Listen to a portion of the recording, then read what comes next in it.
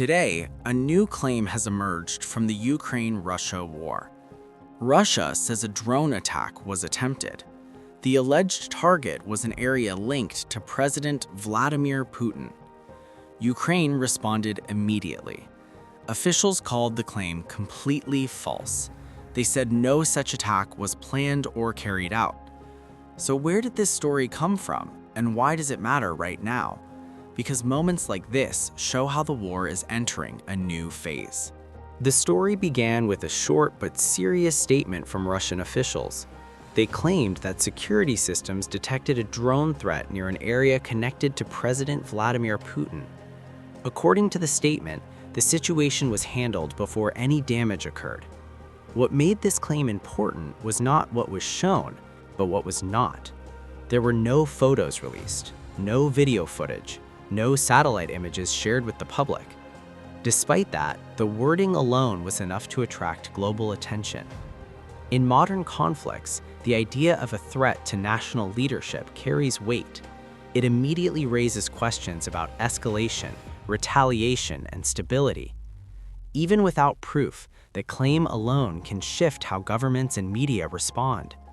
Russian officials did not describe the drone in detail. There was no information about its origin, size, or flight path.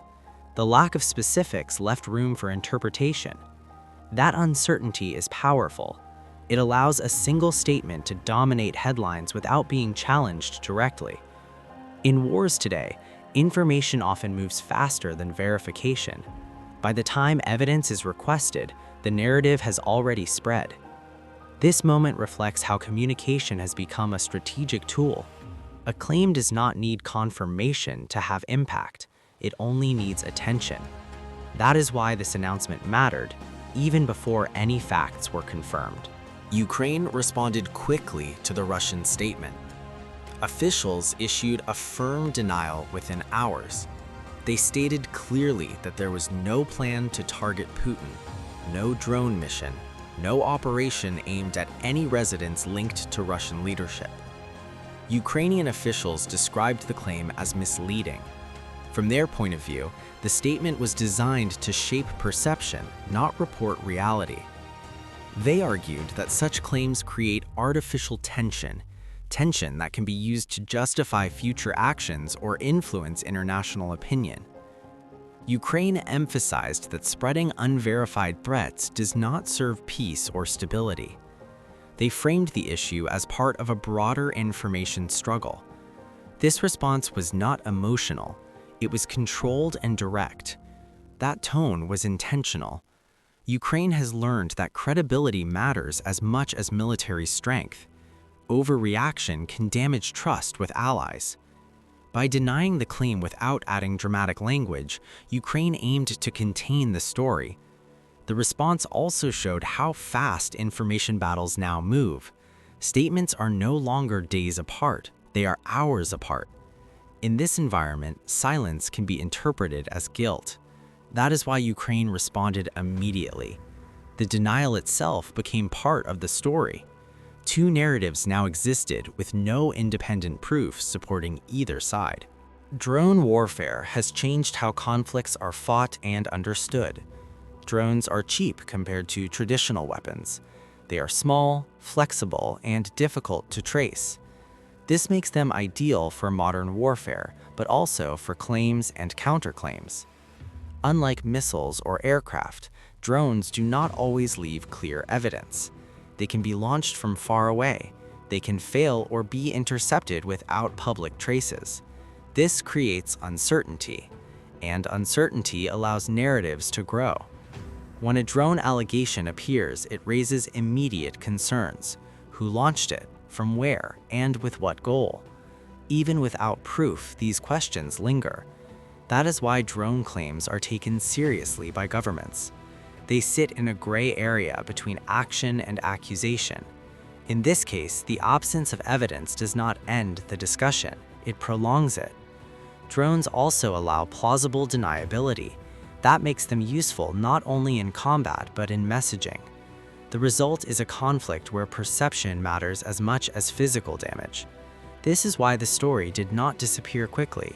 It fits into a broader pattern of modern warfare, a pattern where what is said can be as influential as what is done. For the United States and NATO, escalation is the central concern. Any claim involving leadership targets raises red flags. Western officials have not confirmed the Russian statement. They have also avoided dismissing it publicly. This careful language is deliberate. Behind the scenes, intelligence agencies assess information quietly. They analyze signals, data, and internal reports. Publicly, restraint is the strategy. Confirming an unverified claim could escalate tensions. Denying it without proof could damage credibility. So silence becomes a form of control. The United States has a direct stake in preventing the conflict from widening. More escalation means more pressure on allies, resources, and global stability. That is why official reactions remain measured. This episode highlights how much modern diplomacy depends on caution.